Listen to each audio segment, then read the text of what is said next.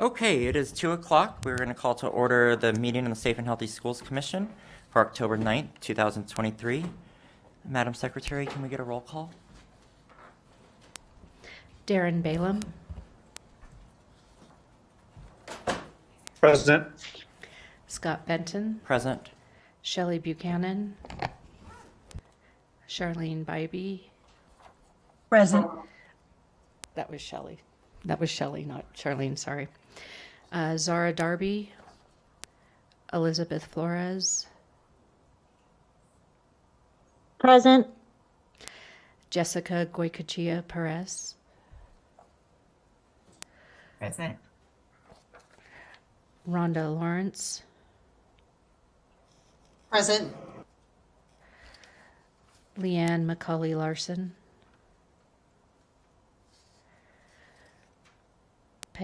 Sarah Porter, Present. Peg Samples, Natalie Sanchez, Here.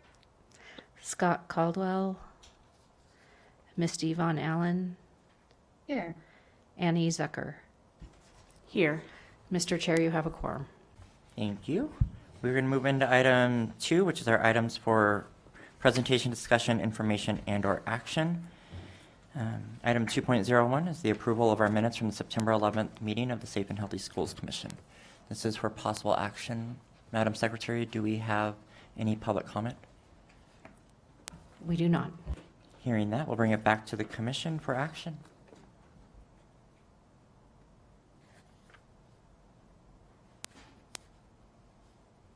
This is Sarah Porter. For the record, I'll move that we approve the minutes as presented. Thank you, Commissioner Porter. Is there a second?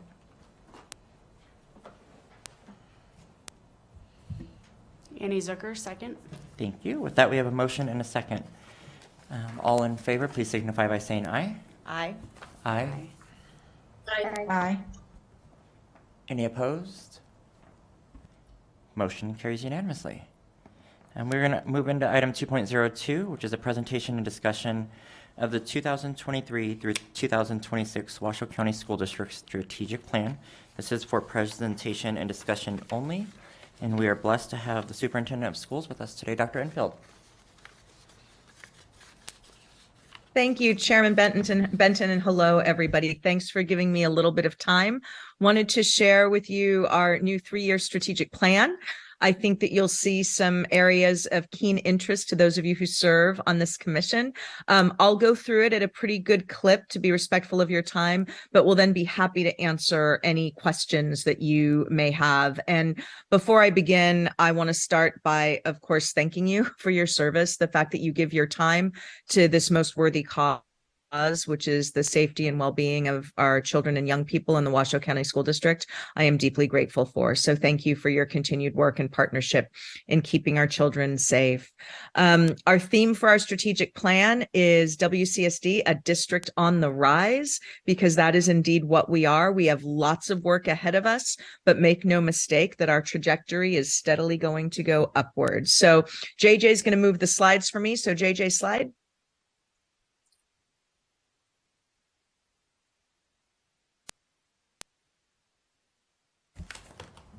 Did it flip for you? JJ? Did it flip for you? No, it's not moving. Okay.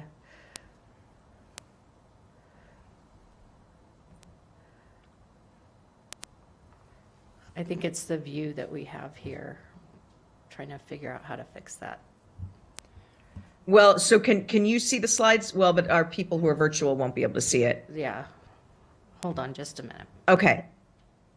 Okay, now it changed. Okay, so we might just be a little delayed. Okay, so just a quick overview of who we are. We're roughly a little over 60,000 students, a growingly diverse school system, which I think is a beautiful and wonderful thing and a tremendous asset. And growing in our diversity, and I would also say the quality of our staff. We have an incredibly dedicated and experienced staff whom we are very, very proud of. So keep going, JJ. And go on to the next one.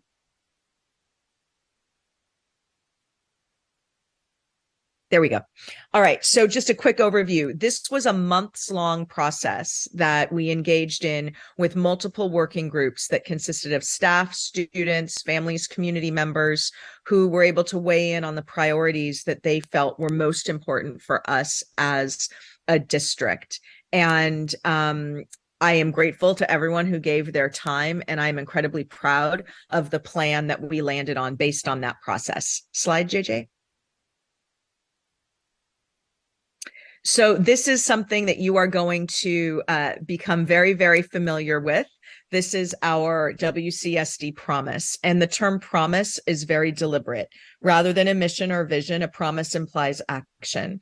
And so we are promising to know every student by name, strength, and need, which I will say, I think we all agree is foundational to the safety and well-being of our students in school, so that they graduate prepared for the future they choose, not a future that was predetermined because we didn't provide them access to every opportunity available to them, and really, really honed in on what their interests and goals were beyond graduation. And that we know we will deliver on this promise in partnership with our families and community. Every presentation that we give in the Washoe County School District from now on, regardless of topic, I've sort of joked with people, I could be talking about popsicles or porta potties. I'm going to lead with this promise and somehow make a connection to it, because this is the DNA of our system. I've never met a family member, parent, grandparent, guardian who didn't want this to be true for their child when they walked into our schools. And so this is what we're going to get up each and every day working to deliver on. Slide, JJ. So before I talk to you about our goals, I want to talk with you about our pillars. And we have 4 pillars with, as you will see, safety and belonging as sort of the overarching, umbrella.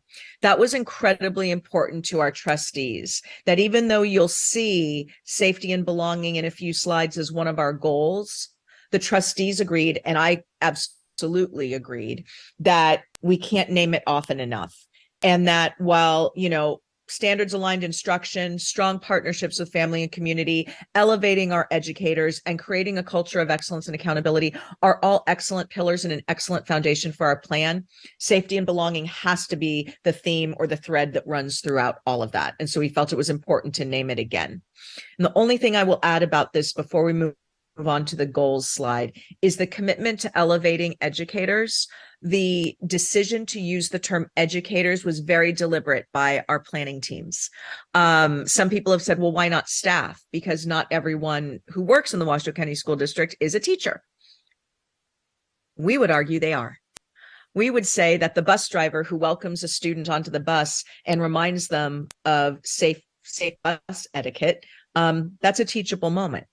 I would argue that our nutrition services staff, when they welcome our students and provide them with healthy meals each day, that's a teachable moment. They are educating our students. So wherever you sit within the organization, as those adults who have committed our lives to public education and to educating children, we are all educators and we are all role models. And so I love that that was a very deliberate move on their part, and it's something that we are committed to doing. Next slide, JJ.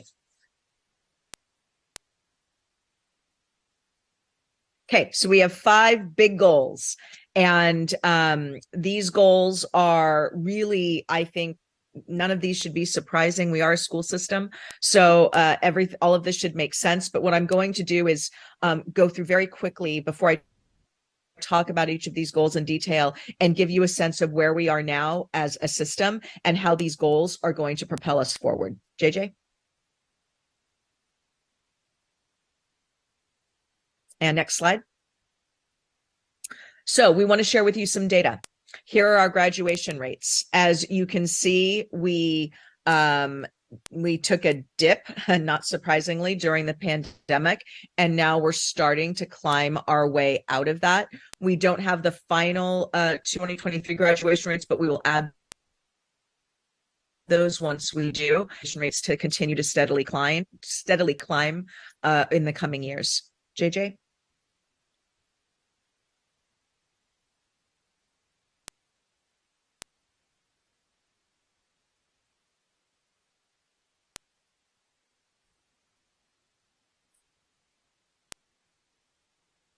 JJ, are you there? I Okay. am. Did you not Thank see you. it? So I think you may have seen that the Smarter Balanced Assessment data has come out, the star ratings have come out, and these are all incredibly important data points for us to pay attention to because it shows how well we're doing as a system by how well all of our children are doing. I also want to say that these are data points, and they are one data point in time. And there are other measures that we use to show how our students are doing, but we think it's incredibly important to show where we are. And we have work to do.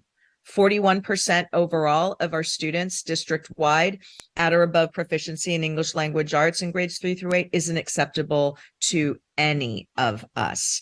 I will also say I don't believe this accurately captures all that our children know and are able to do. And that's why you'll see later on that we're looking at multiple measures to show the growth that our students are making. JJ, let's move on to math. So the same is true in math. It's even more stark, the need for improvement. So 34% district-wide in 22-23 at or above proficiency. I will share, we are not alone in these unacceptably low percentages. We're seeing on every major standardized test nationwide, we're seeing declines. So we know that we're still climbing our way out of the pandemic and the effects that it had on its young people. But I think it's important to ground ourselves in this data so that you know that we are very clear about the work ahead of us, that we own this, that we take it seriously. And that's why we've developed this bold strategic plan so that we can turn these numbers around. JJ, slide. Chronic absenteeism, sadly, we are also not alone. This is a nationwide challenge right now, and it's disturbing. This one really stops you in your tracks. We know that district-wide, close to 30% of our students are missing 10% or more of their instructional days. And so this is an area where we're going to have to partner strongly with our families and with our community partners to not only do things to keep our students engaged in school, but also to get the message out about how important daily attendance is. Now, I also want to be clear. We learned during the pandemic that when you're sick, it's important to stay home. So I want to be clear on that when a student isn't well, we want them home so that they can get well and not get other people sick. But when we're talking about chronic absenteeism, that's a different story. And that's something that we need to tackle. JJ, slide.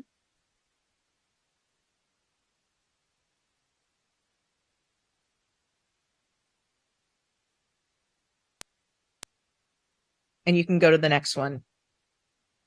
There we go. So let's talk about our goals. The first one is a strong start for every child and our excellence target. And for each of our goals, we've established an excellent target. At least 15 out of every 20 students, or 75%, will be proficient in English language arts and math by the end of third grade. This is a 3-year plan. So obviously this is going to be ongoing work. I will tell you that that 75% would be a target that no district in the state of Nevada has met. So it is bold.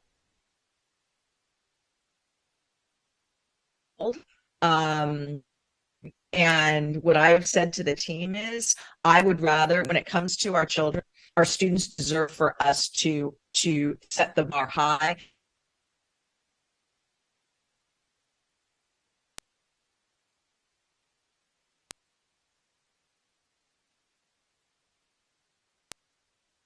Opportunities.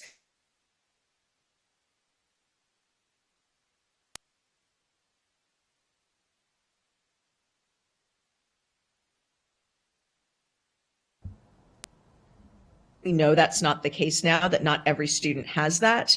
But I'm partnering with Children's Cabinet right now to get a landscape, if you will, of what the current state is and what the needs are so that we can partner with the community to expand access. And JJ, the PowerPoint is now gone from my screen.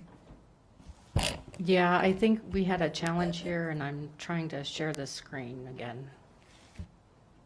I'm sorry, We had a problem with the connection here. I can't hear you.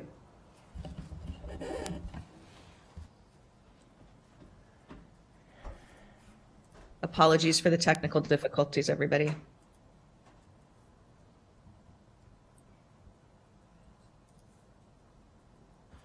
Just the connection is pretty poor over on our side.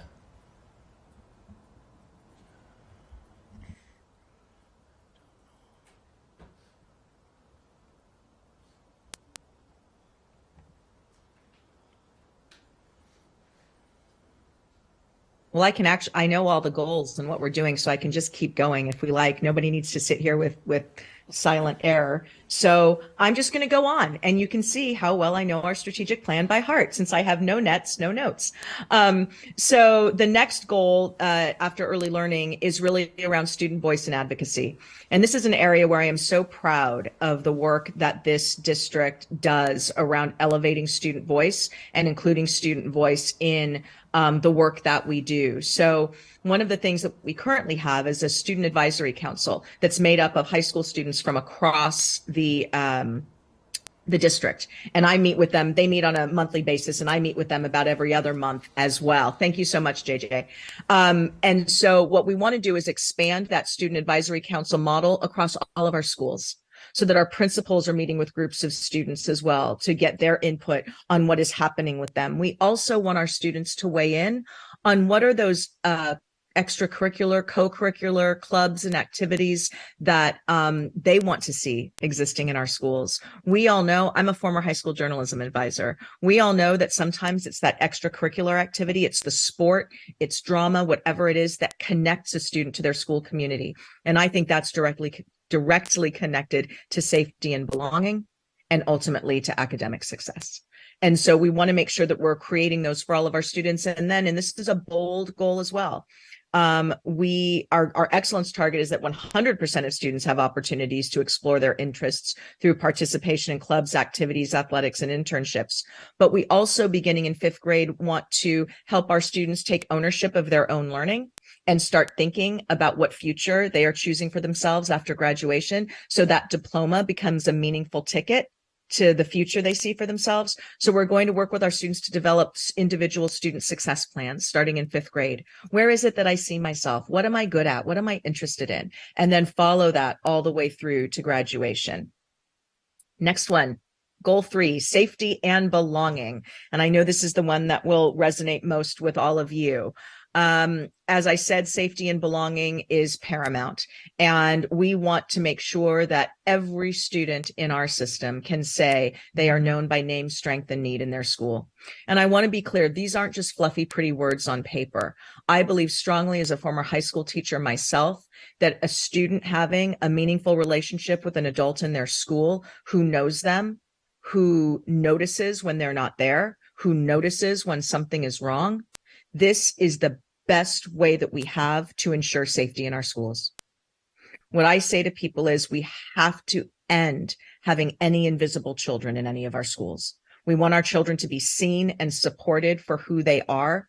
And so we want to make sure that we're doing that as the adults in the system in partnership with our families and community. So I've heard that people would love to be involved in our schools as volunteers, but that the process can be onerous. So while keeping the safety of our students paramount and not in any way not doing our thorough background checks and all of the protocols that we need, how can we increase the access for volunteers in our schools to work with our students and serve as role models? We're going to expand our parent-teacher home visit program. This is a wildly successful model where our teachers are trained to go into students' homes and meet with the family, and they follow the students over the course of time. I do one of these quarterly. I've already done one this year. They're amazing, and we want to expand those across the system. And then finally, we do annual student climate survey. We want to make sure that the data from that survey, how our students are telling us that they feel when they are in school, whether they feel safe, whether they feel supported, that is incorporated in the school's performance plan. So the needs of our students and the voice of our students are reflected in those plans. Goal 4, JJ? Academic growth and achievement. Well, obviously we're a school system, so this is what we're about. So we've set an excellent target of at least 15 out of every 20 students in grades 4 through 8, or 75%, will meet or exceed standards in English language arts, math, and science. Again, a bold goal, but we want to aim high. So we've made significant investments in, as you know, or may have followed over the last year and a half or so, in purchasing high quality instructional materials, because even the best, most talented teacher can only work with what she has or they have. And we want our teachers to have the highest quality materials to work within their classroom. And so we'll continue to do that. We want to the degree possible be personalizing instruction for our students. So what is it that a particular student needs? And one of the things that we are excited about is that our iReady system that we have implemented grades K through 8 this year is giving our teachers not just real-time assessment data on our students 3 times a year, but then takes that data and helps personalize what the follow-up strategies are that students need based on where they score.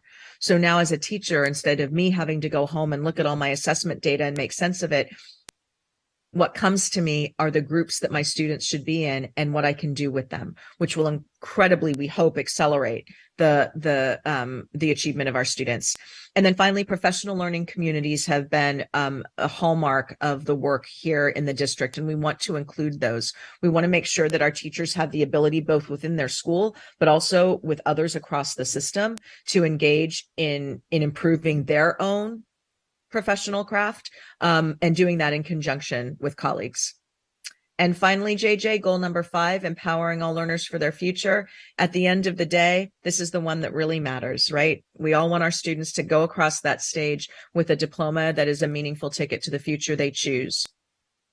Part of getting there, we've named 2 excellence targets here. We want at least 19 out of every 20 students to participate in either dual credit, advanced placement, international baccalaureate, and or career and technical education pathways, including our JROTC programs.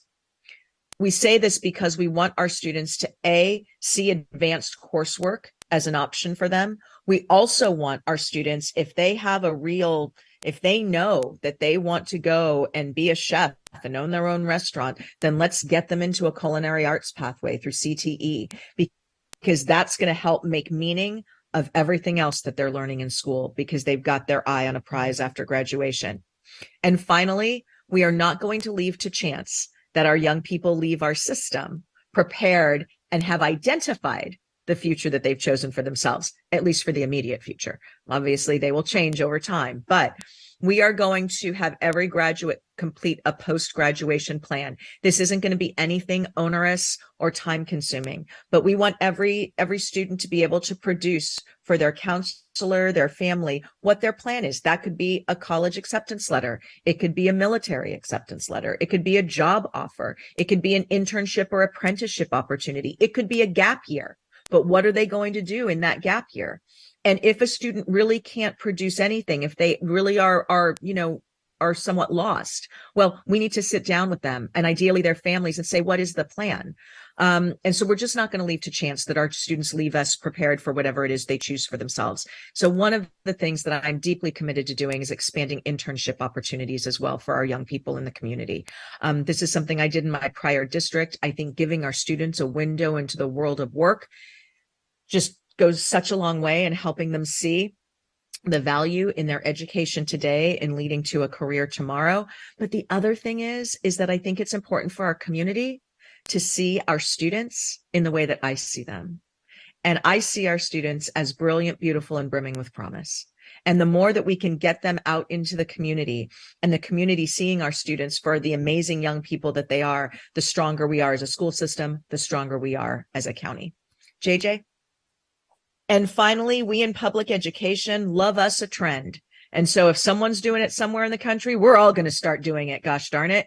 And so some of you may have heard of, it's called the Portrait of a Graduate or the Portrait of a Learner. Districts across the country have been developing these. Actually, states are developing them as well. So the Nevada Department of Ed is leading some work around this.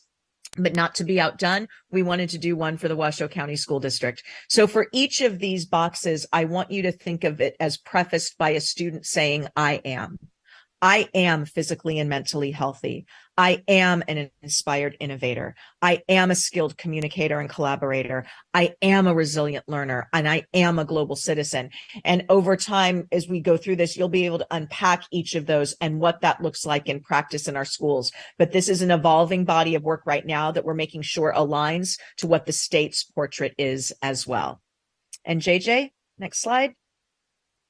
And then, of course, we can't do it alone. No school system can do this work alone. And so, I'm preaching to the choir here. By virtue of the fact that you serve on this commission and give your time and expertise, you are already engaged. But when I share this presentation with other folks in the community, I remind them that getting engaged is so important. So as you know, we've been having lots of community forums on our facility modernization plan, which will be coming to an end with recommendations for the board in December and January. I already mentioned the importance of volunteers and serving as an internship site for students moving forward. And we'll have lots more information on what those internship opportunities look like again. And then also, there's also the investment that so many of our partners and members of our community make in the district, whether those be in kind donations, or monetary donations through the Education Alliance or others, and sponsorship of activities. And just so you know, we're in the process right now of putting together a one-pager on each of our pillars and our goals, with areas where very specific strategies where community members can invest so that they can be a part of this plan and that they can see a return on investment in the dollars that they're providing to support our students in our system.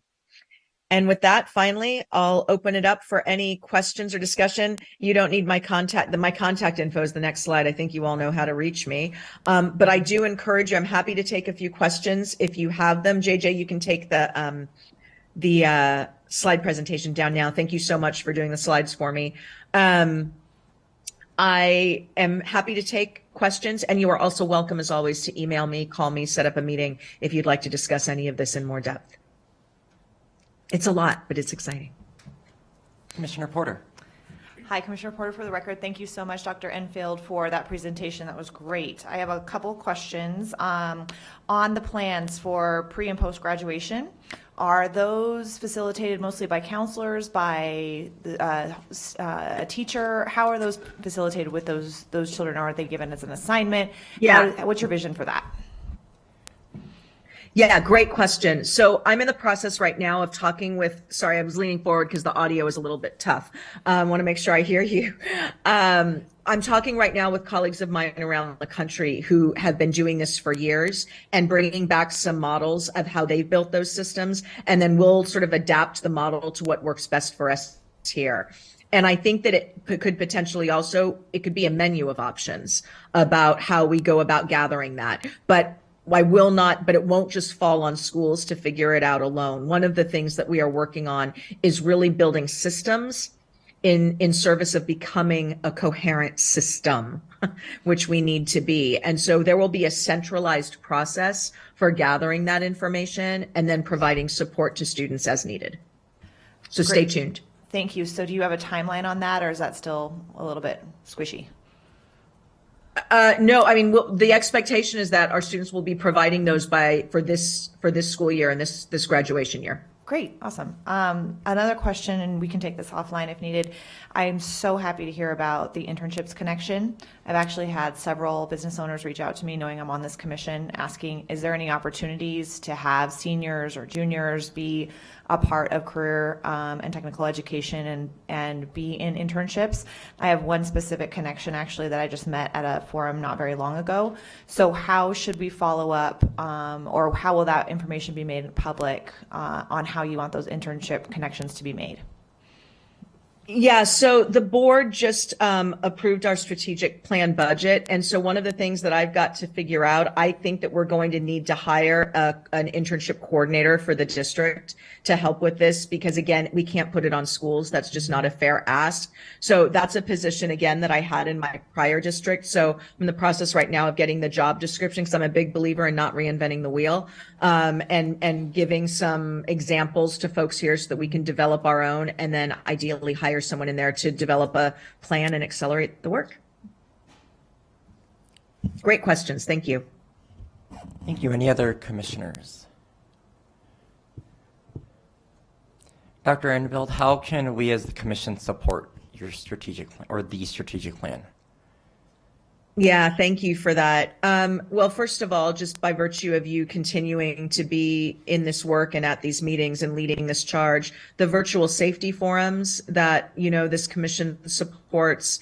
I know that there's going to be an upcoming sharing out of sort of the work that you've looked at on addressing vaping and bathroom safety. That was something that our trustees identified last year as a real priority for them. So I think that as you bring information forward to us, that will, I think, inform sort of what we prioritize and what we need to invest in.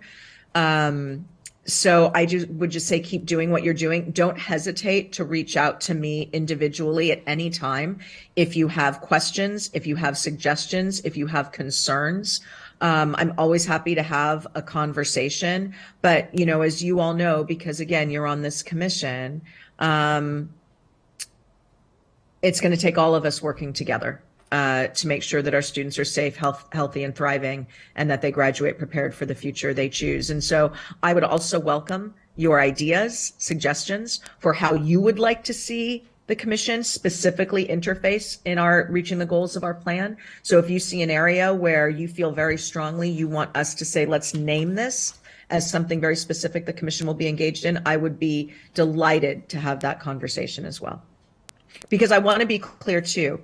Yes, this is a bold plan. Yes, we've named specific goals and targets, but it's a living, breathing document. So we're a learning organization. We're going to learn and adjust as we go because, one of my favorite quotes, Maya Angelou, once you know better, do better. So as we learn, as we begin implementing this plan and the strategies, we're going to learn as we go and we'll course correct as we go. So there will certainly be opportunity for you and others to weigh in on a change in course that we might want to consider or a strategy that we have not considered that we should. Thank you for that. Any other comments, questions from the commission? Okay. Thank you, Dr. Enfield, for a great presentation. We're going to move on to item 2.0. Very much. Thank you. Thank you all. Thank you. Item 2.03, presentation, discussion, and possible action to provide a recommendation to the Washoe County School District Board of Trustees on the use of vape sensing products in Washoe County School District schools to detect the presence of vaping. This is for possible action, and I'm going to invite up Kyle Ford with Verkada vaping products. Can everybody hear me? Okay. Thank you very much. Does this clicker work or should I have you slide? It works. There we go. Perfect. Before you move forward, can we get confirmation from the Zoom participants that you can see the presentation and you can hear? Yes, we can. Thank you so much. Perfect. Yes. Thank you. Good afternoon. My name is Kyle Ford. With me today is Mike Shembry and John Lawrence, our Solutions Engineer and Regional Sales Director. Just wanted to say thank you first and foremost for this opportunity to present today about Verkada and more importantly, focus on vape detection. We know this is a rising issue that continues to grow in our nation. And we truly believe that Verkada has come up with a solution and an answer to help combat the vaping epidemic. Perfect. So before we jump into the vaping specific, Verkada as a whole, just want to highlight who we are and what we represent. So we are a modernized business, a building approach to physical security. So we started as a camera company. You can see that as the far left there. We actually met this morning with one of the high schools here with Reed High School talking about their cameras. So talking to them about cameras, and you'll see how cameras integrate in with vape detection and how we can help with that. Access control, badging in and out of doors, environmental sensors we're meeting about today. Alarm monitoring, guest management. We've had discussions with the district about guest management, being able to understand who's coming and going. Our guest platform, our visitor platform allows you to do a background check, make sure that whoever's coming to the school is also not on the sex offender registry. Mailroom, as well as then intercom, being able to see at the front of the school who's coming in, who's coming out, and the ability to have that two-way talk as well. I work as a single door controller. So much more than just an environmental sensor company, but that is what we're excited to talk to you about today. Understanding Verkada a little bit, it is always on. There's no need to have servers to manage the platform. There's no controllers, and then obviously no headaches. So we are cloud-based sensor, which means we plug into a Cat6 or Cat5 cable, which is a very easy integration within schools, as those already are present in the school. Easy to scale, and then centralized management allows you to see from a district all the way down to a school what is happening and be very granular with that view. Obviously, oh, sorry. We're not changing slides here.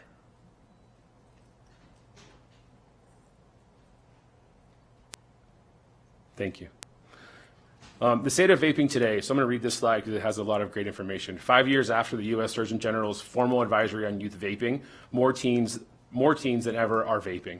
Verkada's vape activity index shows a 20% increase in vaping activity in the last year. More than 4 in 5 teachers and students say more people are vaping. 96% of teenagers view vaping as a problem, and then lastly, over half of vaping teens say they are addicted and cannot stop. We have been able to deploy our sensor in one of your schools here in Washoe County at AACT. They were able to deploy that before the end of the school year last year. They deployed this model here is the SV23. We do offer 3 models. This model is the one that best detects the vape, along with the other things you see on the screen today. So carbon dioxide, humidity, temperature, air quality index, TVOC, smoking or vaping, noise level as well, motion detection, and then PM 2.5. So we can dive into all those. If you have any questions, I'll be happy to answer any of those further products that we're monitoring. Really today focused on the vape, but I will say noise has been a huge help within the bathroom at AACT, both to understand if there's a commotion happening or in possibly a fight happening in a bathroom. We are cloud-based, as we talked about, so fully cloud-managed sensor, no hubs, servers, third-party services. Verkada's command platform supports 1 sensor, 100 sensors, or thousands of sensors without additional work on our customers. We are one-click integration into Verkada's cameras, alarms, so we have many integrations as well. It's not just a vape sensor like we talked about. You're able to use this entire platform to look at different ways to keep your school safe. We have the sensor here. We're compliant with the FCC, ICES, CE, and DAA. Is a low bandwidth consumption. That's usually a hot topic within schools is how does it take away from my internet or what does that bandwidth look like? We're less than 10 kilobytes per second. And then there's no need to do factory calibration. So within 3 to 5 days, it's acclimated to the environment and then it continues to acclimate itself and calibrate itself. So it really truly is a plug and play product. This is a lot of information here. Again, it goes into a little bit of what we're monitoring, not just vape detection, but it also goes into monitoring server rooms and what that looks like if you have one in your server room, making sure they don't overheat or get too cold. Student and faculty health, making sure we're measuring CO2 and air quality in classrooms or in bathrooms and common areas. Infrastructure protection, so being able to monitor PM 2.5 and air quality, determine if HVAC maintenance may need to be performed. CO2 monitoring, mold prevention with humidity, maintain clean areas, and then last but not least is food storage, making sure that a large freezer door is not left open and able to check temperature within that room. So diving more into the sensors with regards to vape specifically. So we have actionable alerts. So we have an industry-leading computer vision technology which brings greater insight and accountability to the vape alerts. You can set up alerts for anybody within the school. You can set it up for a school resource officer or a police officer that might be there, a teacher, school administration. You're able to set up alerts so that when a sensor detects smoke, there's a SMS text sent or an email or both. So ways to alert in real time.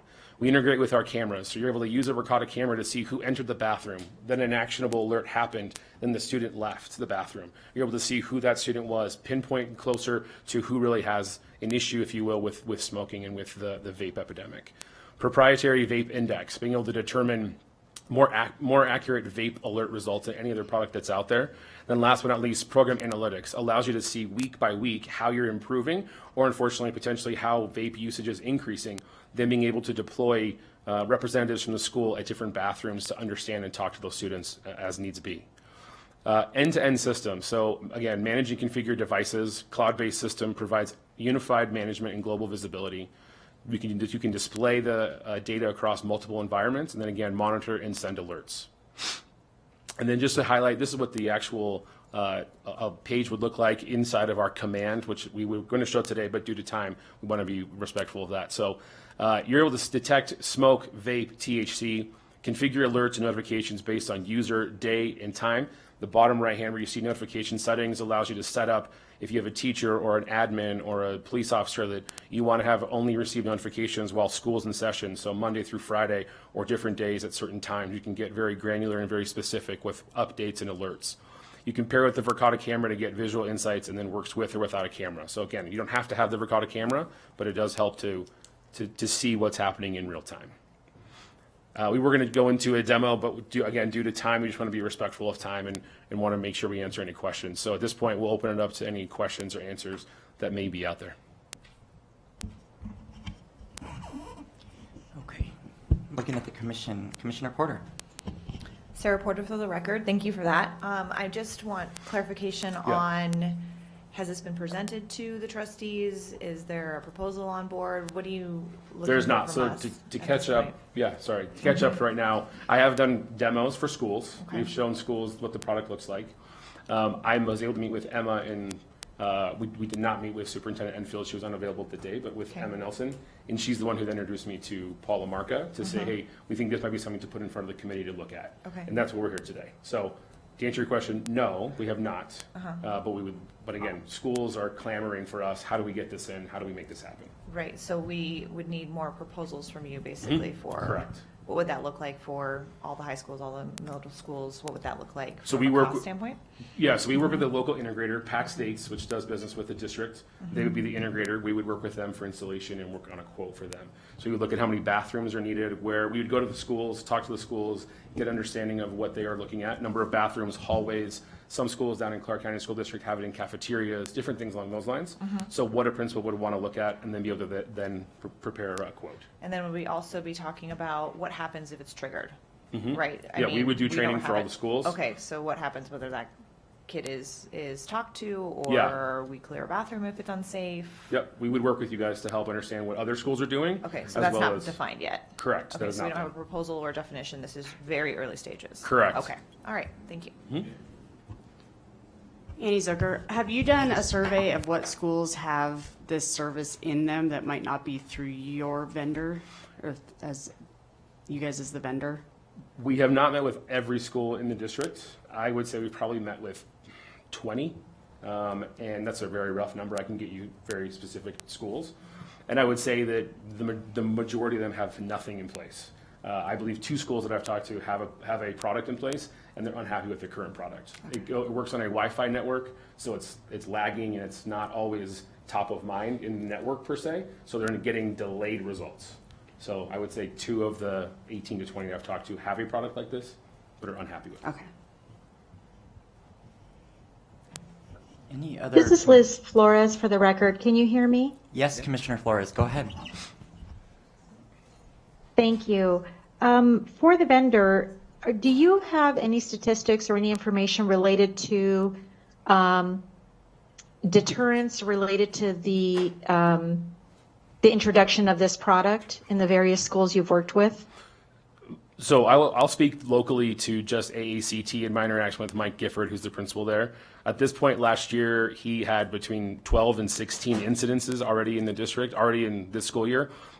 This year, he's only had 2. So that was as of, I guess, a week and a half ago now, when we last spoke. He'd only had 2 incidents that have happened due to the sensors being in place. And we installed the sensors in AACT in May of last year, so towards the end of the school year. Really was only in for a few weeks when school was still in session, so that we took a real good snapshot of this year so far, how it's gone. And again, we've reduced from about 18 to 20 down to 2. Thank you. Thank you. Commissioner Porter for the record, so you guys might not be able to answer this, and this might be a district question, or Scott, maybe you know this, or Dr. Lamarca, but do we have any, other than ACT, do we have any preventative vape situation, detectors, anything like that at any of the other schools? Do we know that? I don't know, but I would like to invite Dr. Lamarca up to clarify what our next steps are, so that we as a commission Yeah. are on the same page and formalizing any recommendations. This is Commissioner Flores again for the record. A follow-up question. As part of the implementation of this, is there also an educational component so that staff and the kids are aware of a potential change that's coming? I would say that we have done training with the schools that have shown interest to understand, so they can understand how the alerts work and then what the next step would be. From there, In most cases, it's up to the district then to determine what the disciplinary action would be with the student. But we would provide any training that would need to happen with school staff in order to keep them informed with what was real time happening with their students. Thank you. Dr. LaMarca. Thank you, Scott. Thank you. For the record, Paul LaMarca, Chief Student and Family Supports Officer, and thank you, Mr. Ford and the group for the presentation. You know you have a goal around this specifically, and Emma Garrett had brought this to our attention that she'd met with Mr. Ford, and that's why we have asked them to provide a presentation to you. I think at this stage, I understand we're very ambitious, want to do things. This would have to go through an entire procurement process because there's multiple vendors that can offer similar products. I think part of Trustee or Commissioner Porter's question was how many schools are actually doing something. I'm only aware of 2 schools that have tried anything at this stage around vape detection specifically. What we would like to do is, we know that the board has interest in this. We know you have interest in this. Hopefully at the November meeting, we'll also bring to you a document that has best practices around vaping and vape prevention strategies, which can include, doesn't necessarily include, but can include sensor detection devices. And then that will enable you to, I think, form a more full recommendation to the Board of Trustees that we might be able to present to them middle of November when you're scheduled to go. Thank you for that. Can I also add to that? Of course. So currently right now, there are 3 schools that have vape sensors from Verkada in their hands to do a trial. They have gone to the district and they're trying to get the trial and put in, but there are some hurdles there, I think, that are needing to be overcome with regards to asbestos testing and anytime anything gets drilled into a ceiling. So there are 3 schools ready to go that have sensors in hand ready to go for a trial. And I want to just highlight that a trial with Verkada is free of charge, and we can do as many schools as deemed necessary to trial it out and see how the product works, to get their hands on it, get the alerts and any kind of updates that may come from them, from the sensors, in order to then see what the next steps would be from an implementation standpoint at the schools. But I just want to highlight that there are currently schools waiting and hoping that today's meeting goes well or the future meeting in November goes well, to be able to plug and play and get the feeling of what the sensors actually can do. Thank you for that. Any other questions from I had a quick question. Vice Chair Sanchez, go for it. Thank you, Commissioner Sanchez, for the record. Thank you for the presentation. And my question was, and I'm sorry if I may have missed it, what's the longitudinal data that you have on this? So what's the longest amount of time frame that as a product it's been in a school maybe outside the district? And, has there been comparisons across years based on that data? So we currently have, and thank you for the question, we currently have a couple of school districts around the country that have had them for 2 years, as we just rolled the product out 2 years ago. So they've had it since implementation and have been able to, we can provide those schools for references if that's something that the committee would like to look at as well. But 2 years, we've rolled the product out 2 years, and we've had school districts that have had it for 2 years.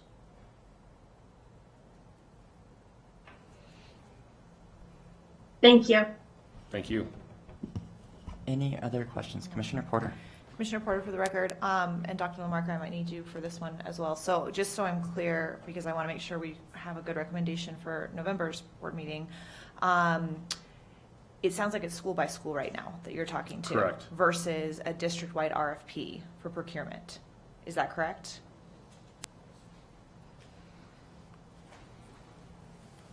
Yes, I think you're correct. And Mr. Searcy's here. I don't want to put him on the spot. I don't know. I really don't know. I think the work has been done so far directly with schools, so there hasn't been like a district-sponsored effort around this yet. That's actually where we're at. We're at the very beginning stages of where we would go. We always want to give our schools latitude, but this is a district-wide issue, so I do think in time you're going to see a district-wide approach. Okay. So the schools that you're working with, the 3 schools, they have independent funding that they're working with for you? They are trying to just test it out to see it, to be able to be someone Use who the case. district can come to say, did you like Okay. it? Did it go well? So at this point, do we need to, and maybe this is for you, Commissioner Brennan, do we need to have some type of motion or discussion that we would want to make a recommendation to the Board of Trustees at some point? At some point, that is what this item Okay. is agendized Okay. for. I don't Okay. know that today is the Okay. right time to do it, but Sure. it looks like legal counsel's leaning in, so I'm going to give her the opportunity Okay, great. to talk. Yeah, just so we know what our next steps are supposed to be.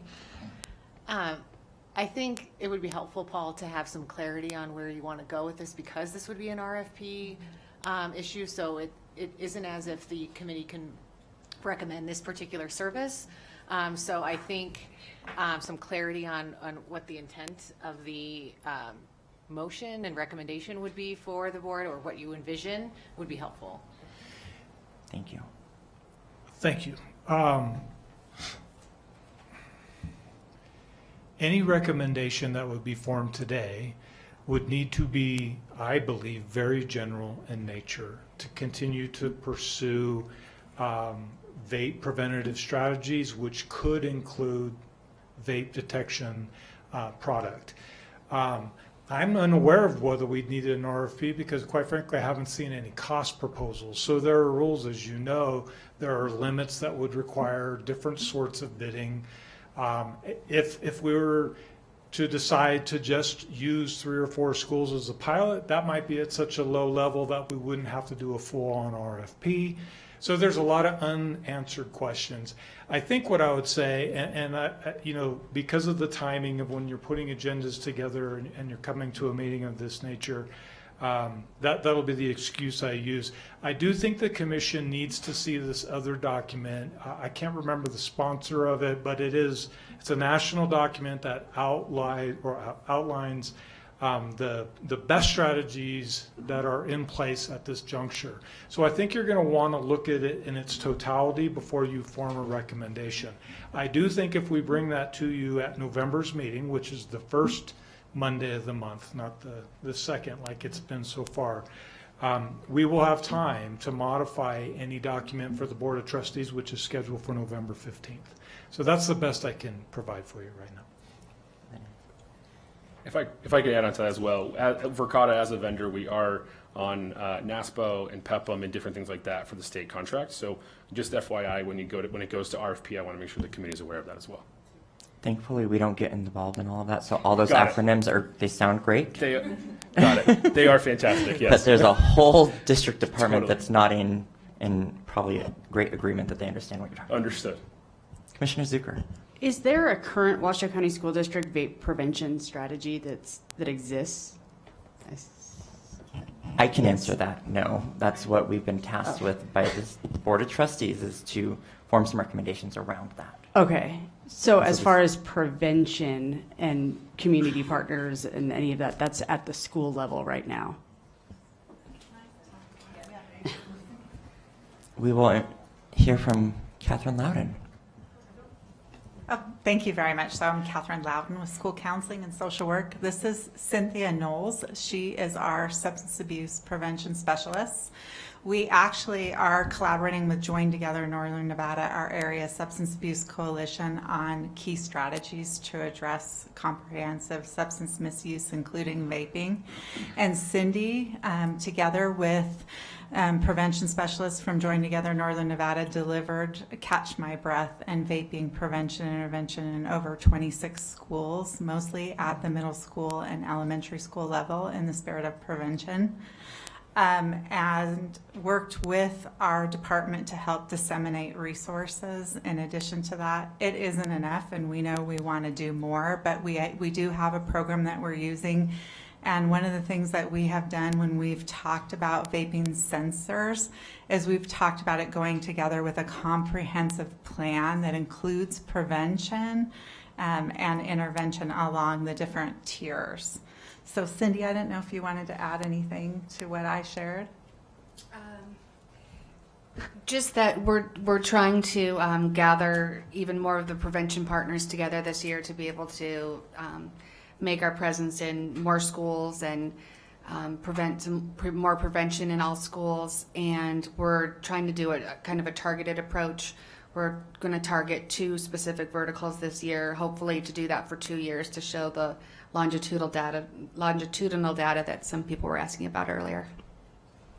Thank you. And I'll just add, I know Commissioner Liz Flores and some of the others on here are a part of some of the conversations that we're having around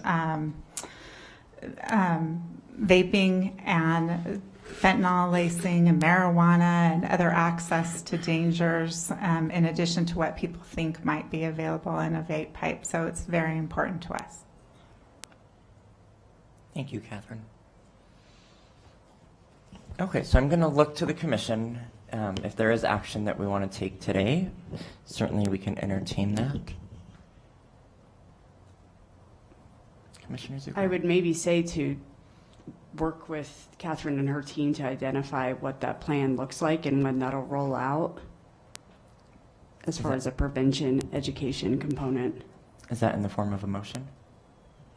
I will motion that. To clarify, is this a recommendation to the board that the district should be collaborating with counseling?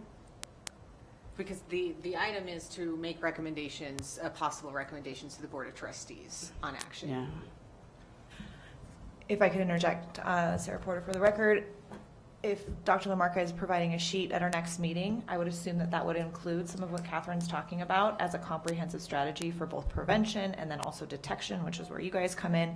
I think that we hold until November, look at that as a commission, and then decide what we'd want to recommend to the Board of Trustees for their meeting on the 16th of November, 15th of November. So that 14. in November, the trustee meeting, we will do some recommendations. That's what I would move.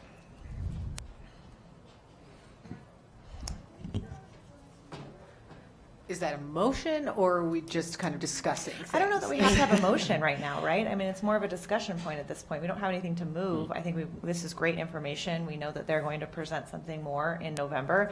So I don't think we have to move on anything other than knowing that we have more to come in November, and then we should probably make a recommendation to the board. So based on that, Commissioner Zucker, are you fine with withdrawing your motion? I agree. Okay. And just to bring everybody apprised on the chat, they are asking us to include the motion if one is made in the chat. And so our recording secretary is vigorously typing back to them, letting them know that there's no motion. No motion. Yeah. Okay. Hearing that, we will close item 2.03 and move on to 2.04. Thank you, Thank you. Kyle and your team. Thank you.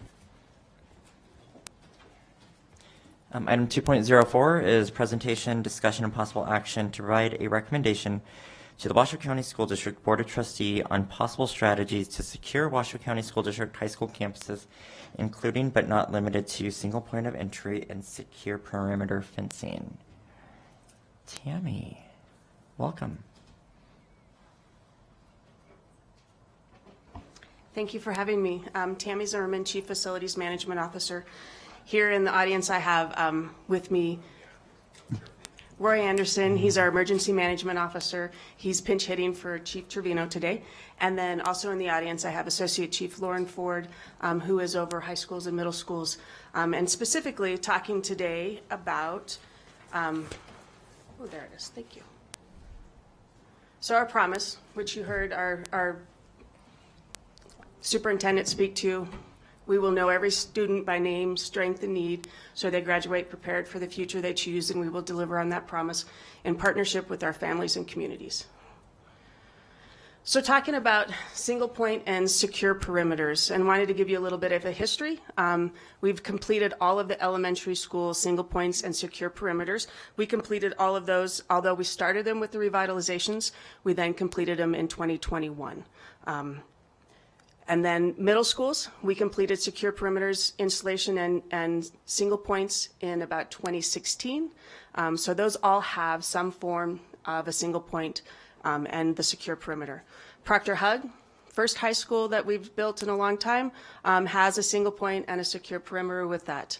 And that was put in service in August of 2022. So we've started to learn some of those things. High school is very different. Students come and go. So that one is in service and we're learning from that one. We'll also have one at Incline High School through the Dave and Duffield Foundation and Fidelity Charitable foundation, they'll be putting one in at that school, and they're currently working in that front office right now to implement that. Tammy, can we stop right there and just have you explain the difference between single point of entry and secure perimeters? So a single point of entry is that everybody comes into the building in one door, through one entrance, right? The secure perimeter, we have playgrounds, and so we secure those with a fence around it so that you cannot get into the building during school hours except for inside that one door, right? It creates an avenue for volunteers, parents, come in afterwards, anybody to only be able to come through that one door, which, because of the layers, we feel is a deterrent to most people because they have to go through that single point. Thank you. So with this, we're talking about the high school single points and secure perimeters. We have, in facilities management and capital projects, explored phased options for all of the schools with single points and secure perimeters, and we've done that in conjunction with school police and the Office of TLL, which our associate chiefs who are over the principals reside in. So we've been working collaboratively to go through those processes and to look at those options.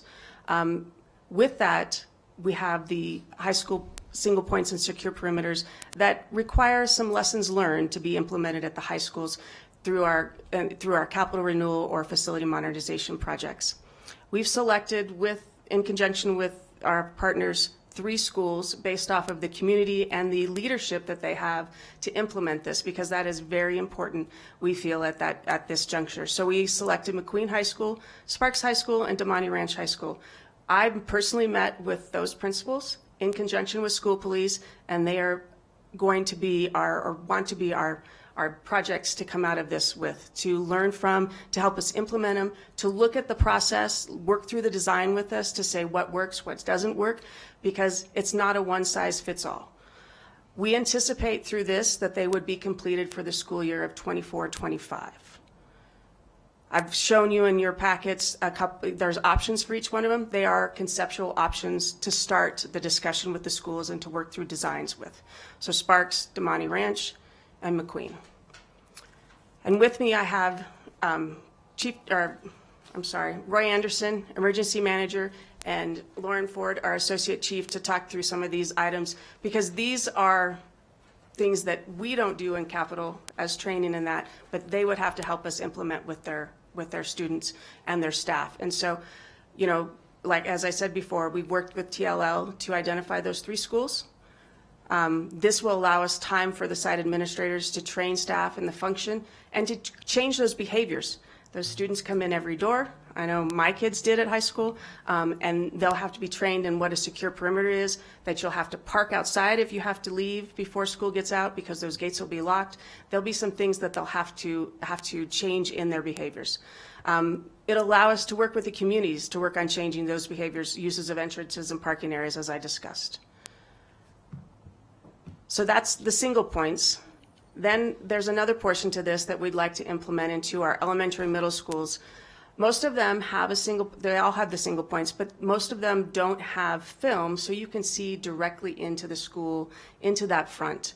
And so we're proposing with this to put the film installation that you can see out, but you can't see in, to help protect them during passing. Also helps to create a culture at the school because it helps to brand it and makes it inviting. And those we would anticipate at all elementary and middle schools and be completed in school year 24-25 for that opening. And this is the recommendation that I'm here to ask for today from Safe and Healthy Schools, is that you recommend these projects for implementation to the Board of Trustees at one of their next board meetings so that we can move forward in implementing these in a strategic way for the single point secure perimeters and then those film options. And I'll take any questions or concerns or comments you might have. Perfect. Look to the commission. Commissioner Zucker. Yeah, what are the hours that this would be in place for? Like, does it include extracurricular? So if kids are going in and out of football practice and things like that at the high schools? Single points are typically run, and secure perimeters are run from the beginning of school bell to the end of school bell.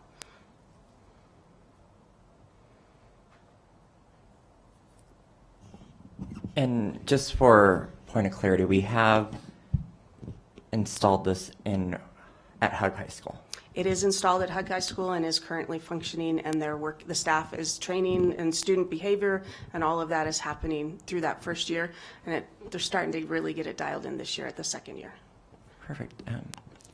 Associate Chief Ford, is there anything that you'd like to share that hasn't been shared about the high school point of view? I can just add that the 3 schools that we selected to pilot are schools that have been discussing having a single point of entry, and there are also 3 different models of a school, so that we get experience looking at the Sparks High School model is different than looking at the Demonte Ranch School setup. So the single points will look different at those schools. So it's a good range of feedback that we'll get from these 3 schools. Awesome. Any feedback from Hug that you'd want to share? I participated as a person going through the single point of entry. Hug is not one of the schools that I supervise, but I feel that it's very fluid, and parents are all knowing where to go. They all come straight to the front, and then they're waiting right there for their students to come out. And it's a common practice that they've had when they've had elementary students and middle school students. So the parents are used to that. It takes students at the high school level, if they're new, kind of a little adapting. But otherwise, the parents are doing good. Awesome. Thank you. Any commissioners on Zoom have any questions? I have a question. Yes, Vice Chair Sanchez. My question is so it sounds like maybe the most recent presenter just spoke to this a little bit. What have students been saying in general at the high school level in terms of student voice on this project? Do they feel like this is helpful? I feel better, having this in place. I'm just curious, just developmentally and psychologically, how they're kind of processing this change, because it's a pretty big change. At the high school level, both McQueen High School and Sparks High School, the students belonging to leadership and the student leadership president at each school site met with the principal to request this. The students do get to meet and talk during the student council big events, and it was a topic of conversation that they had. And so getting input from the HUG Student Council made them advocate stronger. So I do think that it's definitely something the students are in desire of. And they're taking the time, like Superintendent Enfield said, using their student voice opportunities to ask about these things with their principals. So it makes me happy about that. Thank you. Thank you. Any other questions? Commissioner Porter. Commissioner Porter, for the record, just a point of clarification for the high school students, they can still come and go between periods and that kind of thing. It's just they have to go through that one point of entry. Correct, versus being able to kind of come and go through any door. So at the current HUG campus, correct. If they are out for a doctor's appointment, they would come in through that single point of entry, sign in, make sure, and then they head to class. If their class it goes outside, for example, to use the field for PE, then they would go back in through that door. The teacher would have a key to go in and out with class. So would this also close any type of open campuses for lunch? I don't believe that's the same conversation. This is just about the single point of entry. Single point of entry. Okay, great. Go ahead. Roy Anderson for the record. So the ability for the staff to post staff members at different doors can allow those different doors to be open for before school, during lunchtime, to allow students to come in. So it does allow for a little bit more controlled ability to use multiple entrances during times that are supervised by the staff. So it doesn't necessarily need to drive through just that one single point of entry. Commissioner Porter, for the record, I really appreciate the very direct ask to the committee on what you're looking for from us. I think these 3 pilot schools were very well thought out, and I love the point that they're all very different, so we can learn a lot.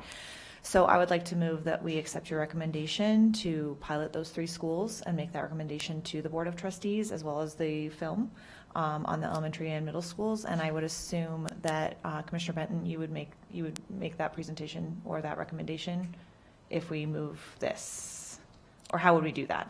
I believe so. That's some of the things that. Yes, Tammy. We would have you come with us and do that presentation together, which would be great.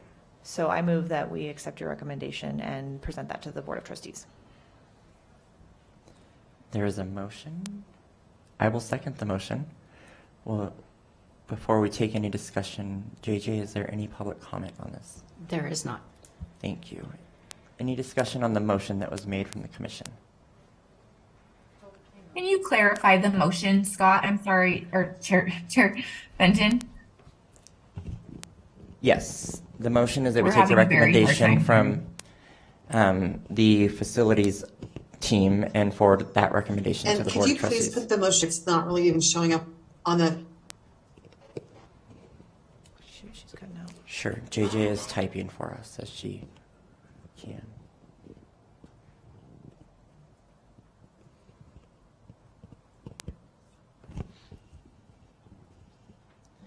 So to read what is written, it's the motion is to approve the recommended projects mentioned to be approved by the Board of Trustees.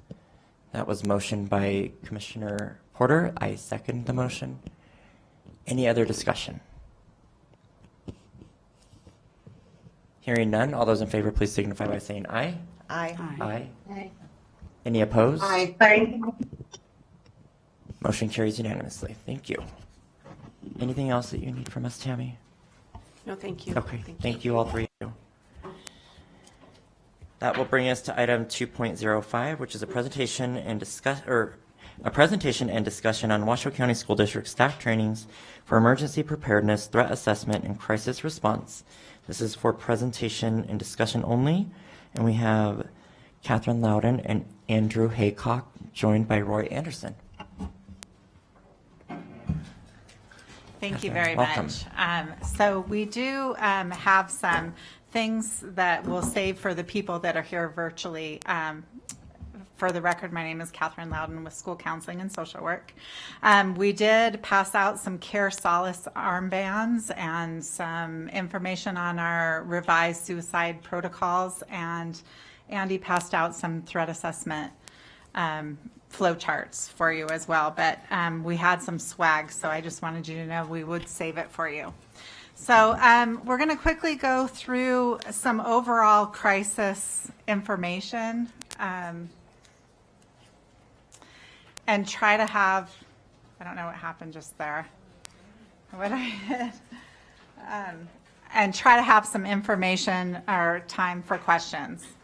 So as Dr. Enfield mentioned, we're going to start with the Washoe County School District promise, which is so important as we talk about emergency management and crisis response, because all recovery, which I'm going to emphasize on today, starts in prevention, and our Washoe County School District's promise, where we'll know and build relationships with every student by name, strength, and need, so that they can graduate prepared for the future they choose. And we will deliver on this promise on partnership with families and our community, which is just packed with prevention strategies. So, okay.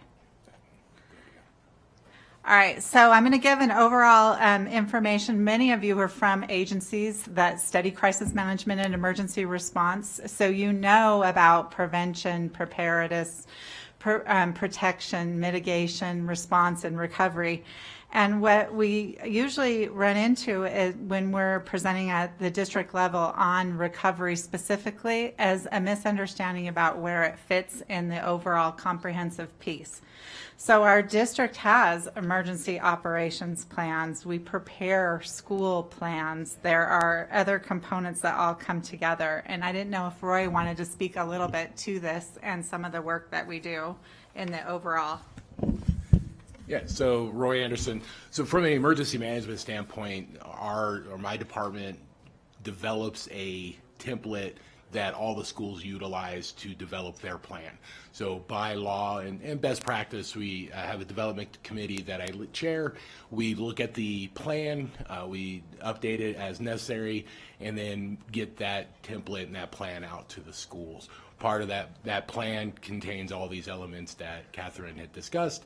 And then we get the schools themselves and develop that plan on how to respond to, most of the time when you guys think of emergency plans at schools, you think of fire drills and our code red lockdowns and things like that. But it is a lot more comprehensive than just thinking about what those procedures are when we're looking at the plan itself. And when we talk about recovery, we can have recovery of a building because we have to get back to the service of learning. We can have recovery because there's been flooding or there's been something else. But we have at our district NRS mandated guidelines for how we develop these emergency operation plans, the information about who should be on the team, what components should be included in it. And when we respond to recovery, it's no different than that. We have guidelines for what constitutes a crisis, when a district level crisis team would be involved, who would be at the table, what type of standard of care would we need to provide to a school if we were dealing with recovery, and when we would have a district level crisis response, and when we would use the respondents that were available at the school, which could include administrators, school mental health teams, teachers, parents and families, and other types of partners. At the district level, some of the crises that we have responded to, and I noticed as I looked around the room today that many of the people that presented to you and many of the people who've been involved in the commission have been people who have been our shoulder partners through many crises. So for example, Lauren Ford was an experienced principal and dealt with multiple circumstances and has had lessons learned and contributed to the overall. Dr. Paul Lamarca has led different components of the district level crisis management team through many different types of crises over the years. And Andy Haycock was a very close shoulder partner of mine through school psychology while we were dealing with large-scale crises at our district. Types of crises that we would see at a school that would instigate a response would be bus and traffic accidents, student death by suicide, death of a student or staff member by natural causes or not, accidents resulting in severe injury, witnessing a crime or an accident on or near campus, and threats to student, staff, or others. The district response would be, we have a core team that would come together. We would work with the associate chief, and Dr. Henfield always emphasizes the role of the principal. So when Roy was talking about crisis management emergency response, our district is trained in national incident management systems, which involves having an incident commander at each site. The incident commander at the site is usually the school principal. The school principal is involved, the associate chiefs in central office. Roy has a role, and we all know exactly when we're going to be deployed and for what for. This PowerPoint had some duplicate slides when Andy and I merged our PowerPoints onto the district template, so I'm sorry about that. So the purpose of having a district level crisis response as it relates to recovery is to ensure standard of care, make sure that we're following up with the students, make sure that parents have resources, make sure that the existing staff working at the school, we recognize that school mental health teams are impacted by staff and student death, grief, and loss. They may have seen or observed the crisis or participated in the crisis themselves. So we, as a school district, follow the county model and the state model and the national model in ensuring that we send in a site team to provide some support. There's that same one that was there many times. A core school crisis team, if we're looking at behavioral health recovery, would be 5 to 12 people. They would be multidisciplinary persons, school social work, school counseling, school psychologists. We now have mental health professionals that are clinically licensed in our high schools. They would be involved, and we would look at each individual circumstance as to who would be there. There's often now central office administrators that are also deployed to help provide some support for a school site. And there can be school police, safe school professionals, nurses, and others. We have a communication system that we use when we're working on those plans. And it enables us to respond. Throughout the years, the one lesson learned that seems to be always reoccurring is that every crisis is successful or unsuccessful based on communication. So the more that we meet, the more that we debrief, the more that we learn from each crisis, the more we collaborate with our community partners, the better that we as a district do in our response. When we create the crisis plan, we don't create a crisis plan, as Roy mentioned, the day that it happens. We create a crisis plan that includes annexes. You received the recovery annex document and checklist. There are many resources that we collaborate with the county and the state on. We have partners that help review our documents and our materials. We receive guidance from the state related to how we deal with crises. And so the crisis plan will be there that way, and it will be done in advance because recovery begins in prevention. And then we will update day to day as we get the information using national guidance from groups like the American School Counselors Association, the National Association of School Psychologists, the School Social Worker Association of America, the principal associations. Level responses that we do and with a school, it depends on the circumstance as far as how many people will go in. It also sometimes can depend how many crisis situations are occurring at the same time. Our team has had to respond to 4 or 5 different incidences at the same time or follow up at the same time we were first responding. So we pull together experts asking for what the best practices are for providing our school responses, and we like responses that include those recommendations, and there are joint documents that are prepared by all of those organizations together. This is another one that were duplicated, so sorry about that. Okay, and then I'm going to pass that on to Andy. I also included in your packet some supporting documents so that you could see some of the examples, and we can take a deeper dive if you want more information. Okay, thank you, Commissioners, for your time this afternoon. I am Andy Haycock, one of our district's mental health program administrators, as well as a school psychologist. Threat inquiries, threat assessments have been something I have lived, breathed, dreamed about for the last 10 years or so since I did post-trauma work at Sparks Middle School following this, the school shooting over there. A couple things that I just wanted to provide some updates as far as where we are as a district and talk about next steps. As a little bit of a brief lesson, an initial threat inquiry, this is what the school team would be conducting immediately following an event. By an event, I mean that can be a threat to harm somebody. It can be something posted on social media. It can be the possession of something, a weapon or other object on campus that resulted in a school safety risk.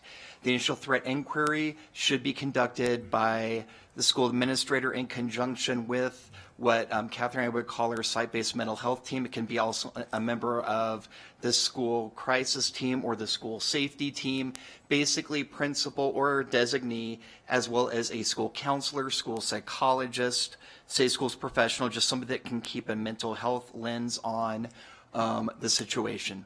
Our goal here is to determine if it was something that was set in the heat of the moment or if more additional information might need to be gathered. A comprehensive threat assessment, this would mean if it is a high-level risk where we need to bring more people into the picture, this would actually be an evaluation that would be led by the school psychologist in the building.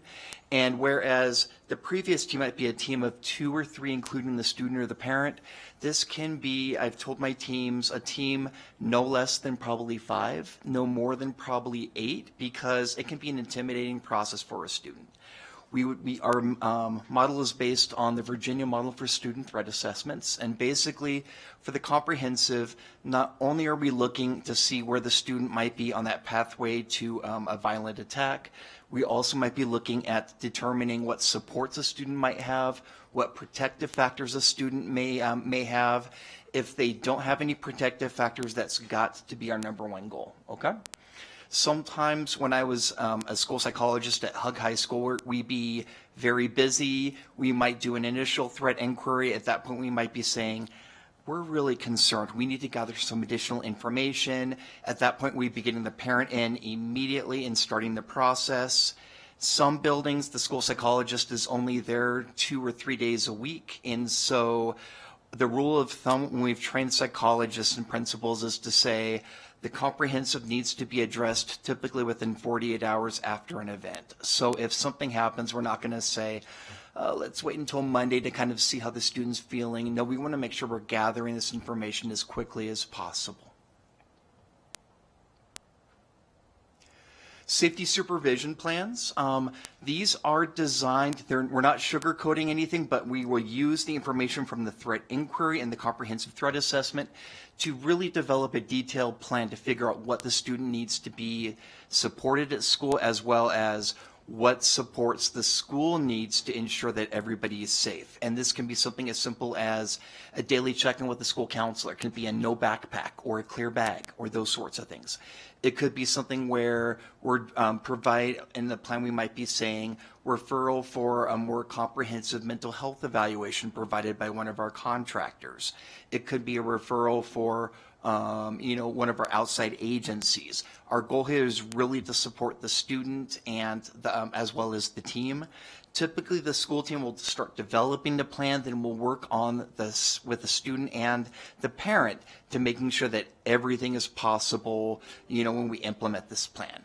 And everything is time sensitive, where typically I would recommend our teams meet every couple of weeks on this, just to make sure, hopefully, that any concerns are being alleviated. Here's some data from the last year. And there is one typographical error I'm going to correct in just a couple minutes. But basically, I'll get to it right now. What we're seeing there, that's data from the last 5 school years. And the one error I have is for elementary referrals for threat inquiries or comprehensive threat assessments. We only have 11. I am sorry, it's not 48 right there. So other than that, some of what the data is showing us, 2020, 2021 was kind of an anomaly where we had students on hybrid schedules. We did not see very many needs for these. 2021, 2022, we started doing district-wide staff trainings for counselors, principals, school psychologists. So we did see these numbers increase quite a bit. As well as around that time too, I went from working in buildings to working in central office to where there was actually more eyes on these plans. Last year, we had an increase of almost 100 more. Some of the concerns I saw, we did see an increase in elementary schools last year. High schools have stayed about the same. Middle schools have gradually increased as well. So those are some of those areas. As of right now, we have 71 referrals, and that is including both threat inquiries and comprehensive threat assessments. Some other data I'm looking at this year, I'm also trying to break the data down a little bit more to see, okay, where is this happening more as far as where on campus? Is it targeted more towards students or staff? Are more students being referred? They're receiving IEP services, just because we want to make sure if a student is involved with a threat assessment, it's an IEP plan, that's a critical piece, just make sure the student's getting the supports that they need at school. Supports that are available to school sites. When we're talking about training to school teams, admins, or site-based mental health teams, a couple of years ago we had a panel of school psychologists. They were kind of able to do this in an assembly line fashion. Right now there is one person in the district that typically does this. There is, right now, also I offer to provide site-based supports. So if we have a newer school psychologist, they want to get an extra set of eyes on something for a safety plan, I'm more than happy to help out.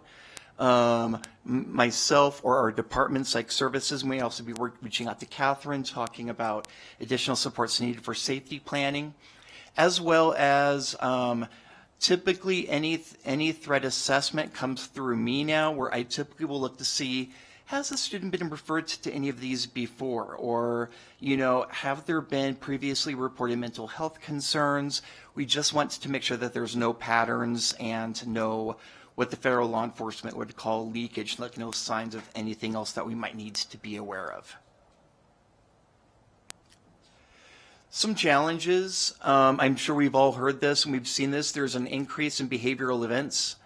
Staff shortages, just like anywhere else in the community, we're facing a critical shortage of school counselors, right now, especially the school psychologists. We're a couple of us now. The good news is we're back in the field working with students, and so because of that, I'm not able to provide as much direct support as I did before. Training, consistency of practices. We've seen a lot of change in school leadership over the last couple of years. We've worked with Dr. Lamarca and Brandy Olson, our psychological services coordinator. We will be working on training some more options for people just to make sure that practices are uniform, that everybody's doing things the same way, because anytime we have 100+ different buildings doing something, we just want to make sure our our practices are as consistent as possible.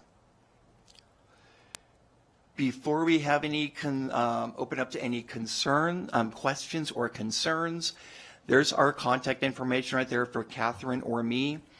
I am more than happy to talk with you guys about any of our concerns, challenges. If we ever do any trainings, I'm more than welcome to invite you guys to those as well. If there's ever anything we can do, absolutely feel free to reach out to us. And then just real quick before we get to the questions, I just want to wrap up with a little bit of training that is provided through the Emergency Management Department. So every year I conduct 2 different types of training. One is a update training, because we have that annual review. There are changes to the template every year. The schools are required to fill out the new template every year, so that way we make sure that they're looking at their plans as needed. So the class that we provide there is about a 2-hour class. This past year, I did classes in June, August, and September. I conducted 18 classes and had 81 attendees to that one. The second class that I do is called a deep dive. The crisis plan is just a little brief portion of it, as you heard here. There's a lot more to it. So it's a very large plan. There's a lot of pieces to it. We train incident command system and different elements of emergency preparedness, emergency response. And I do a deep dive course on that, and that's for people that have never been part of the plan before, never seen it. It's about a 3-hour class, again, that same time period of June, August, and September. I conducted 8 of those classes with 37 attendees. So overall, I had about 118 people that went through my training this year, which is deemed very successful. There's multiple people from different schools. So some schools had 3, 4, 5 people attend. It was really, really well received. In the future, I'll still provide those classes, but I'll be able to tone them back a little bit because I'll do an update video. So it'll be a video provided to the schools that if they would rather attend watch the video, they can see what the changes will be. And then also how to complete the plan, fill out, where to submit it. All the schools also have an emergency operation team. That's where the template is housed and where they upload their plan to. Part of that team also has an EOP or emergency operation plan training videos that are available to the staff. So it's a comprehensive video on what is emergency plans, what do you do for a code red, evacuation, those kinds of things. We're able to add to it. We've got threat assessment video in there. We've got a new one that we just added this year on traffic management and crosswalk. So, schools assign someone to crosswalk duties. In the past, we've like, here's a stop sign and hopefully a vest, and go for it. To where now it's like, watch this 25-minute video. Walk you through exactly how to do it. Be available for them. We also implemented reverse evacuation. So reverse evacuation is you're outside the building, so recess, PE, whatever that's for, and there is a code yellow or need in the neighborhood to implement a code yellow secure campus. How do we get students and staff back in the building quickly? So we have procedures videos. So those different videos that we are releasing quite often. And then finally, to wrap it up, there's training in person that the principals are able to reach out to myself or Perry, our school safety specialist, and have training in person, whether that's to help answer questions that I may have received from the staff during their safety meetings, or if an incident occurred and they have questions, or I have other trainings that would do, for example, Perry has one on like situational awareness, right? How to be aware of your surroundings, recognize sights and sounds of danger, those kinds of things, so that we can provide a safe learning environment for our staff and for our students. And then also, another one that I have would be like prepared, not scared, right? We want to know how to look through things, how to work through emergencies, so that we can better respond rather than so we can respond rather than react to those. So just some examples of things that we can do on our side of things as well. Thank you. Any questions from the commission? Commissioner Porter. Commissioner Porter, for the record, I just have a point of clarification. On your slide that had inquiries, is it better to have it higher or lower? Because higher to me means that more people are pointing out things that, are a threat, or kids that are having, or maybe have suicidal thoughts. So I'm just confused. Do we want that number higher or lower? What is our goal there? Really good question. I wanted to mention one thing, another thing too. When we're doing that inquiry, if we're interviewing a student and we find out that they've committed a crime or there's a crime involved with this, or if the student is actively suicidal, we're going to stop what we're doing. We're going to make sure, A, the authorities are aware if it's a crime, B, that we're getting the student the mental health supports that they need, and we'll come back and we'll complete the process. Mm-hmm. Our hope always is a low-level risk that would be considered like a transient risk. Two students get into a verbal altercation, some comments are made, they're regretful afterwards. Mm-hmm. Okay? But are those both considered incidences in that report? Where it says incidents in elementary school, middle school, high school? Are those both considered incidences, even though they're different degrees of variability? Yes. Okay. But let's say we've also got to look at, the student's developmental age, mm-hmm. because if a student tells me one thing, in kindergarten or first grade, like threatening to bring a weapon to school, mm-hmm. we're still going to intervene. It may not be as concerning to the team as if we're working with a 17 or 18-year-old who does have access, and that would be a much higher level risk. Essentially, with the low level risk, we can address that as a school by informally monitoring, referring to resources.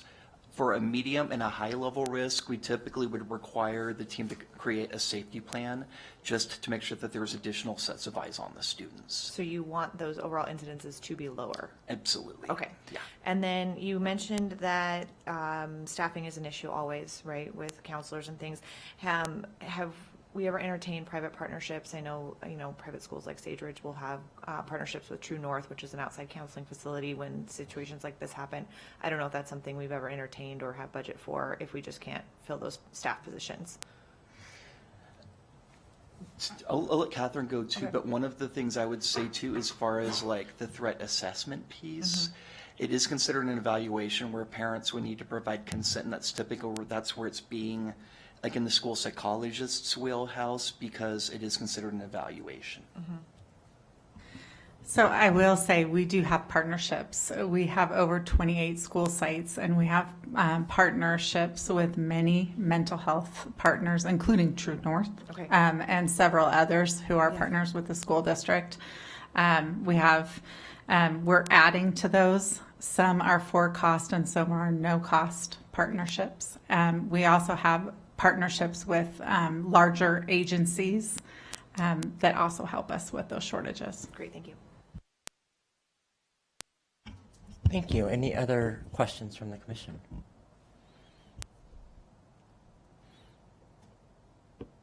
Okay. Thank you, Catherine. Thank you, Andy. Thank you, Roy. Great presentation. All right, that brings us to item 2.06, and that's discussion and possible action to determine content, logistics, and marketing for the October 30th, 2023 Washoe County School District Safety Forum. This is for possible action, and bring up Dr. LaMarca. Hi, for the record, Paul LaMarca, Chief Student and Family Support Officer, and this is Fatima Rivas. Welcome. I There you haven't go. been here in a while. Fatima Rivas with the Communications Department.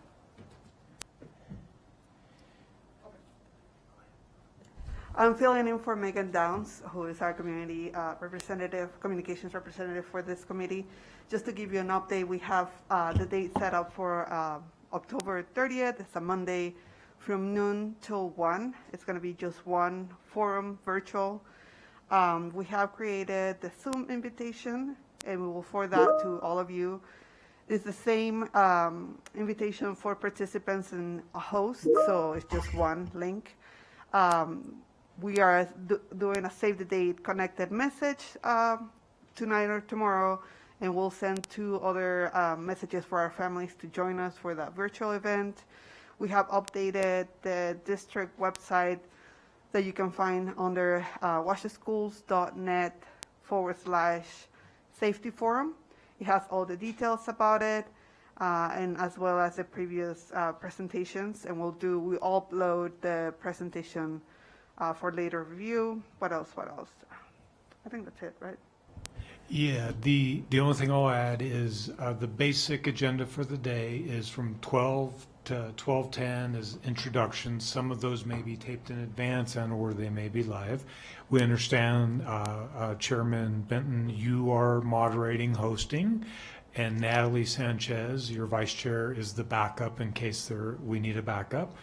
The first presentation from 12:10 to 12:30 is the social media and safety presentation. We've secured Dr. Samuel Ehrenreich from UNR to provide that presentation. Then there is a presentation on vaping from 12:30 to 12:50. We have secured Dr. Jose Cuculan Calderon for that presentation. And then the last 10 minutes or so is for questions and answers. So I think we're pretty dialed in. I hope so. I would agree. Any questions, comments from the commission? Okay, no action needed today. We've done it all leading up to this meeting. Is there any public comment, JJ? There is not. Thank you. Okay, with that, we'll move on to our closing items. I know we have some time-pressing issues for some of our commissioners, so we're going to rally through this. Item 2.0 or 3.01 is public comment. JJ, is there any public comment? There is not. Thank you. Our next meeting here is November 6th for the Safe and Healthy Schools Commission. And with that, at 3:42, Commissioner Porter, I'll adjourn the meeting.